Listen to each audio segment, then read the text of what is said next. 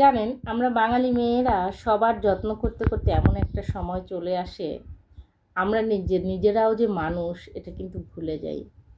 আমাদের নিজেদের যে স্কিন কেয়ার করা দরকার, আমাদের খাওয়া দাওয়ার যত্ন নেওয়া দরকার, আমাদের একটা টাইম টেবিল মেনটেন করা দরকার, এটা কিন্তু ভুলে যাই। হ্যালো ভিউয়ার্স, আসসালামু আলাইকুম। কেমন আছেন সবাই? আশা করি ভালো আছেন।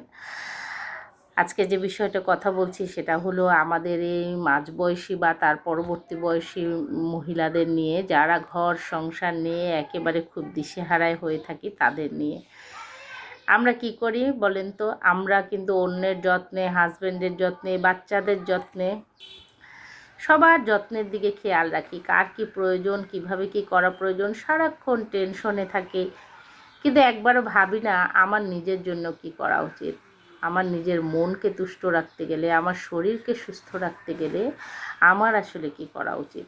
আর যারা করেন তারা খুবই ভালো, অধিকাংশ মহিলারা এটা করেন না বা করার সময় পান না।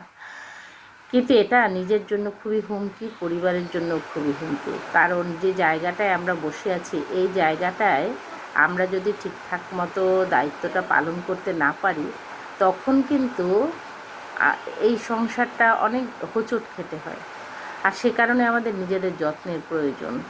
তাই সবাই নিজের প্রতি যত্ন নিন। আয়নায় নিজেকে দেখে শুধু বয়সের সংখ্যাটাকে নাকের ডগায় মূলার মতো ঝুলিয়ে রাখবেন না। সবসময় এই বয়সের চক্র থেকে বের হয়ে নিজের যত্ন করুন। এতে আর যাই হোক, অন্তত পরিবারটা সুস্থ থাকবে।